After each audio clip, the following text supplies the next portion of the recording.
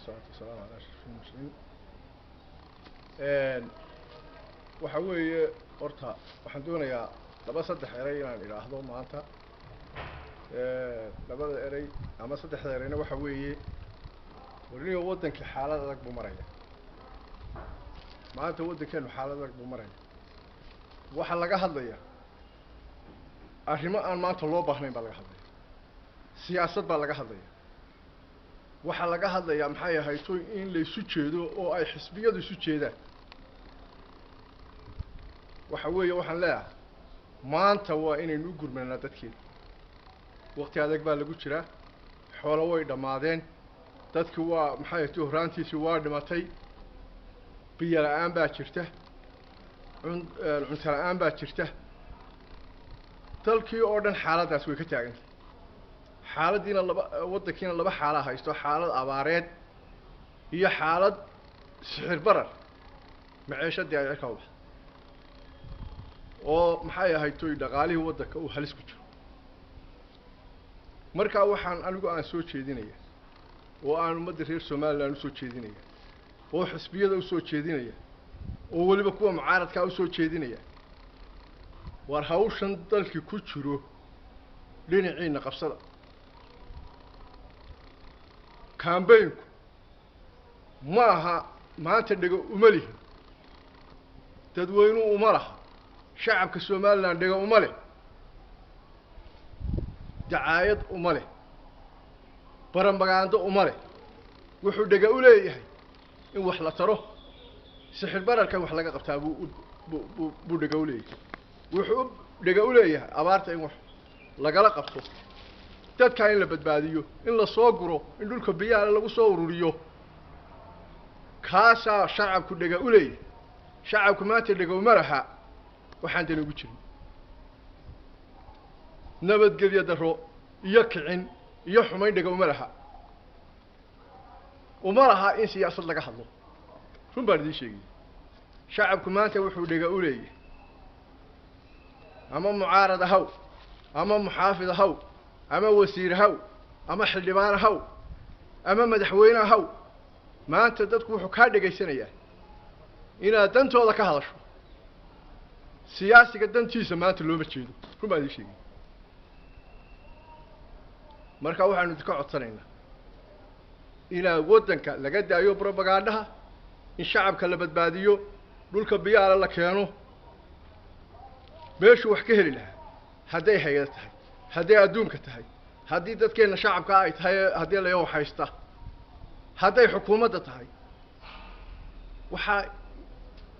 wax walba maxaa laga helayaa maxaynu u baahanaa meel walba maxay u baahan tahay gobol walba maxaa ku filan xagaynu uga doonaynaa degmo walba maxaa ugu filan xagaynu ka doonaynaa tuulo walba maxaa ku filan xagaynu uga doonaynaa yaa gaarsiinaya waxaasaa loo baahaya waxa kaloo aan doonayaa inaan idhaahdo guddidii abaaraha ee heer qaran adeerayaal wixii dadkan wax u dhiibaysaan dee waa inaad dhaarisaan inay meeshii gaarsiiyeen iyo kale waa inaad ogaataan waxaana gaarsiiseen waxaana u dhiibteen dad intee leeg baa ugu dhiibteen maxaa la soo taabtay oo ay xaqiiq ku cadaynaysaa waxaa in la gaarsiiyey dadkaas inuu tiradaya maxaa lagu ogaanayaa waxa loo baahan yahay tiro koob rasmi ah loo baahan yahay oo dadka barakacay ee gobolka ku nool ee degmada ku nool ee tuulada ku nool in halka hoos loo gaarsiiyo guddida in la dhaariya loo baahan yahay heer gobol heer degmo heer tuulo nidaamkaas ay ku suura galaysaa kuma suura galayso anigu saan u qabo in la yiraahdo tog dheer waxa la siiyay 10 kun oo qoys 5 kun oo qoys 2 kun oo qoys baa la siiyay war ma ahaye waxa weeye dadka barakacay inta qoys ee barakacday qoys waliba tirada uu yahay sidaas gobol walba in loo qiimeeyo ay yaa loogu dhiibaya ma gaarsiiyay yaa daba jooga waxaa loo baahay looma baahna wax la yaado inta gobol heblo hooya wax la taaban kara loo baahay waxa loo baahan yahay inaad warantaan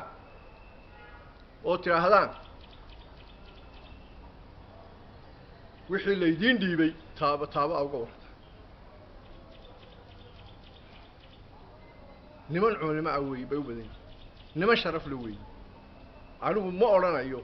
waxbay xumeeyeen laakiin waxa weeye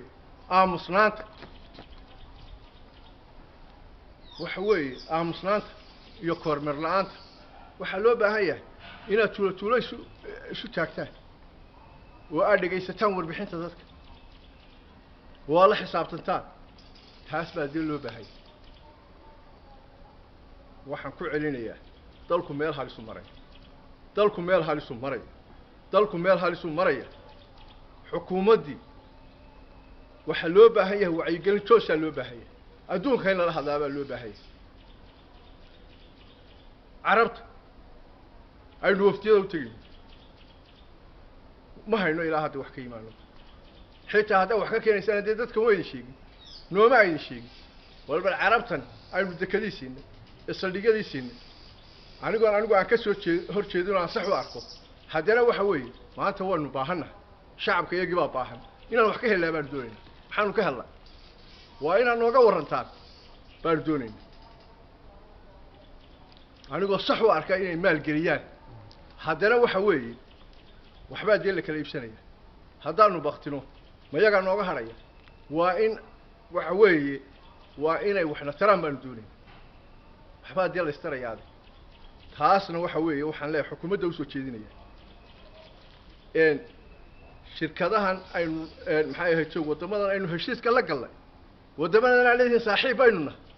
dee adeer waddanku waxaa ka helo waddanku wuxuu ku jiraa khatar madaxweynuhu waa inuu soo saaraa waddanku inuu emergency ku jiro